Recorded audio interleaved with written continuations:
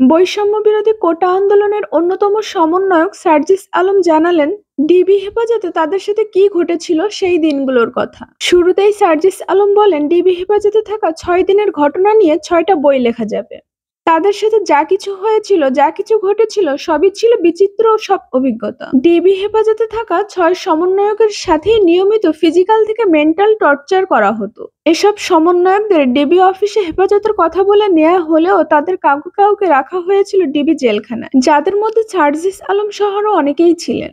DB জেলখানাগুলোতে সাধারণত ৫ থেকে ৬ জন, ১০ থেকে ১২ জন করে থাকার ব্যবস্থা থাকলেও এসব সমন্বয়কদের সম্পূর্ণ একজন একজন করে আলাদা আলাদা রুমে রাখা হয়েছিল। একই বিল্ডিং এর বিভিন্ন ফ্লোরে রাখা হয়েছিল, অর্থাৎ তাদের ফ্লোর পর্যন্ত আলাদা করে রাখা হয়েছিল। সার্জিস আলম বলেন, তাদেরকে এত ছোট রুমে রাখা হতো, ছোট জায়গায় ঘন্টার পর ঘন্টা একা থাকা সবথেকে বেশি কষ্টদায়ক মেন্টাল টর্চার ছিল। সেসব রুমে ঘুমানোর জন্য আলাদা কোনো বিছানা ছিল না। একটা রুমেই একটা চেয়ারেই ২৪ ঘন্টা থাকতে হতো। সারাক্ষণ একটা চেয়ারে বসে থাকার থেকে মেন্টাল ট্রমা আর কি হতে পারে? যেখানে কোনো সংবাদপত্র, টিভি নিউজ বা বাইরের কোনো সংবাদ জানার কোনো উপায়ই ছিল না। শুধুমাত্র ৩ বেলার খাবার ছিল।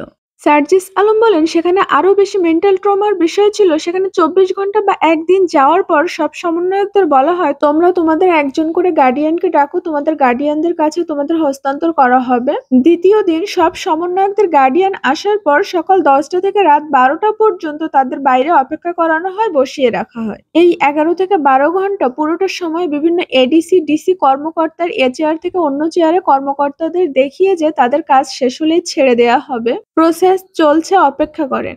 ডিবি হারুন স্বরাষ্ট্র মন্ত্রণালয়ে গেছেন, কখনো বঙ্গভবনে গেছেন, এসব নানান কথা বলে তাদের বসিয়ে রাখা হয়।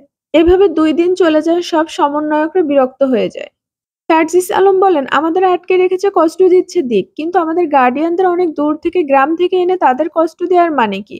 উল্লেখ্য, সার্জিস আলমের মামা এসেছিলেন চিটাগাং থেকে। ডিবি অফিস থেকে আজকে না কালকে, কালকে না পরশু, এভাবে ৬ দিন তারা পার করেছে, সমন্বয়কদের ছাড়েনি।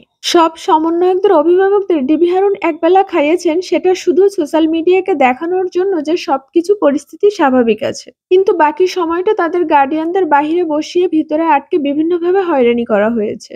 সার্জিস আলম বলেন, এগুলো খুব ছোট ছোট ঘটনা। ডিবি অফিসে এর থেকেও মারাত্মক অসংখ্য ঘটনা ঘটেছে, যেগুলো ধীরে ধীরে প্রকাশ করা হবে।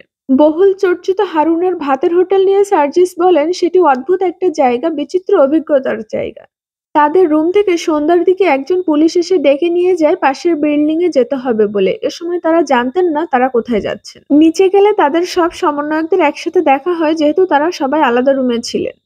তাদেরকে একটি ছোট রুমে নিয়ে বসানো হয়, কিন্তু তখনও তারা ভাবতে পারেননি এটাই হারুনের ভাতের হোটেল। হঠাৎ করেই সেখানে ডিবি হারুন আসলো এবং বলছিল, এখনো তোমরা ওদের খাবার দাওনি, খাবার দাও তাড়াতাড়ি।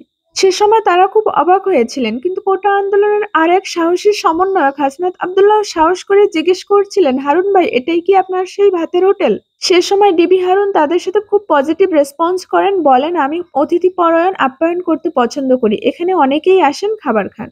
তোমরা ক্যাম্পাসের ছোট ভাই, তোমাদের জন্য এটুকু আপ্যায়নের ব্যবস্থা করেছি। তখন সার্জিস বলেন, আপনার ফয়দা নেওয়ার সময় ক্যাম্পাসের ছোট ভাই আর আমাদের আটকে রেখেছেন ছোট একটা রুমে। ডিবি হারুনের সেই মোরগ পোলাও প্রথমে কেউই খেতে চাননি। সে সময় তাদের বিন্দুমাত্র খাওয়ার ইচ্ছে, আগ্রহ বা পরিস্থিতি কোনোটাই ছিল না। তাদের গার্ডিয়ানরা তাদের জন্য বাহিরে অপেক্ষা করছিল। ডিবি অফিসের ডিসি, এডিসিরা ভিডিও করছিল তাদের খাবারের সেই দৃশ্যের, যেগুলো পরে সোশ্যাল মিডিয়ায় সম্প্রচার করা হয়। সার্জিস আলম বলেন, কতটা অপেশাদার এবং তোষামোদের পর্যায়ে গেলে একজন ডিসি ডিবি হারুনকে সন্তুষ্ট করার জন্যই খাবারের ভিডিও ধারণ করতে পারে। সার্জিস আলম আরও বলেন, ডিবি অফিসে যাওয়ার সাথে সাথেই তাদের মোবাইলগুলো নিয়ে নেওয়া হয় এবং তাদের ছেড়ে দেওয়ার সময় মোবাইলগুলো ফিরিয়ে দেওয়া হয়। কিন্তু তাদের খাওয়ার সময় সবার মোবাইলগুলো নিয়ে টেবিলের একপাশে রাখা হয়, এটা বোঝানোর জন্য যে সমন্বয়করা ডিবি অফিসে বেশ ভালো আছেন। কিন্তু ওই মোবাইলগুলো কোনো সমন্বয়কদের মোবাইল ছিল না, ওগুলো ছিল সব পুলিশ অফিসারদের মোবাইল। শুধু তাই নয়, এই একইভাবে তাদের গার্ডিয়ানদেরও একবেলা খাওয়ানো হয়েছে এবং সেই ভিডিও ধারণ করে প্রচার করা হয়েছে। সমন্বয়কদের গার্ডিয়ানদের বলা কথাগুলো আগে থেকে ডিবি হারুনের বলে দেয়া শেখানো কথা ছিল, যেগুলো তাদের বলতে বাধ্য করানো হয়েছিল। মিডিয়ায় প্রকাশিত সমন্বয়কদের স্ক্রিপ্ট পড়া নিয়েও সার্জিস আলম বলেন, আমাকে এবং পরে হাসনাতকে একটি রুমে নিয়ে যাওয়া হলো এবং ওই রুমে ঢুকেই দেখি ডিবি হারুন এবং নাহিদ রুমে। নাহিদ স্ক্রিপ্ট দেখিয়ে বলল, এই স্ক্রিপ্ট এখন পড়তে হবে।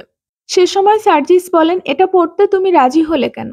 নাহিদ বলেন, এখন রাজি না হয়ে কি কোনো উপায় আছে? আগে এখান থেকে আমরা বের হয়ে নিই, এখান থেকে বের হয়ে আমাদের যে কথা আমরা সেটা বলে দেব। ডিবি অফিসে থাকাকালীন সময় অনেক কিছুই তাদেরকে জোর করে বাধ্য করে করানো হয়েছে বলেন সার্জিস।